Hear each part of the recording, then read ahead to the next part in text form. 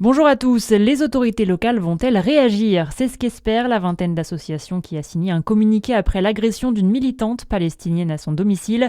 La Voix du Jura révèle les faits qui se seraient déroulés dans la nuit de samedi à dimanche. Une quinzaine d'individus se sont introduits dans son domicile pour le vandaliser. Pas de violence physique, mais des insultes selon le Parti communiste du Jura. L'attaque serait liée à un groupuscule d'extrême droite puisqu'un autocollant comité du 9 mai a été retrouvé au domicile de la victime. Le moustique tigre colonise Besançon. Ce jeudi, la ville organise une réunion d'information pour les habitants afin de sensibiliser sur les solutions. Depuis 3 ans, l'insecte a envahi la Bourgogne-Franche-Comté. Il est donc nécessaire d'appliquer les bons gestes, comme la suppression des eaux stagnantes sur vos balcons et dans les jardins. L'actualité, c'est aussi une attaque en justice collective lancée contre les entreprises fabricant et commercialisant du protoxyde d'azote.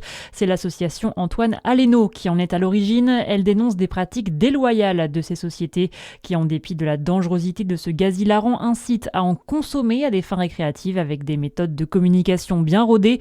Explication de l'avocat associé du cabinet Squadra, Benoît Javot. Si vous allez sur le site Crime de Luxe, vous pourrez voir que le discours commercial, mais aussi les visuels, associent des jeunes en situation de fête avec des tanks ou des bonbonnes, qu'il y a des produits qui sont aromatisés, qui s'appellent Love 66, Lady Killer, et c'est aussi le cas sur les packaging, qui visent à toucher les jeunes, les inciter à une consommation détournée tout en minimisant les effets sur la santé. Parce que quand on voit on croit que le protoxyde d'azote peut être utilisé sans danger à des fins culinaires ou dans des cocktails, on se dit que ce n'est pas néfaste pour sa santé. Mandaté par l'association, Benoît Javot espère des sanctions par les pouvoirs publics et le tribunal. Cette action de groupe en justice cherche également à obtenir la réparation d'un préjudice et faciliter l'ouverture d'un droit à l'indemnisation pour les victimes de ces manquements.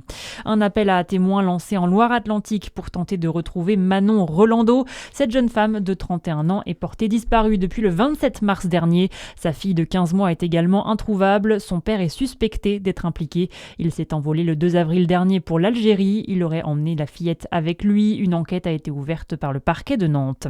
Et puis en sport, après 3 médailles de champion olympique à Milan-Cortina cet hiver, Quentin Fillon-Maillet a été promu officier de la Légion d'honneur. Le biathlète jurassien avait déjà le grade de chevalier après ses 2 sacres à Pékin 4 ans plus tôt. Toute l'équipe de France de biathlon a été récompensée selon un décret publié par le journal officiel ce jeudi. Même consécration pour les athlètes du ski alpinisme, nouvelle discipline de ces Jeux.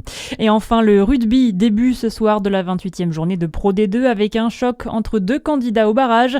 Valence Roman, le 4e du championnat, reçoit Brive, le 5e. C'est à 21h la suite demain et notamment le leader Vannes qui recevra Aurillac. À suivre votre météo sur Fréquence Plus.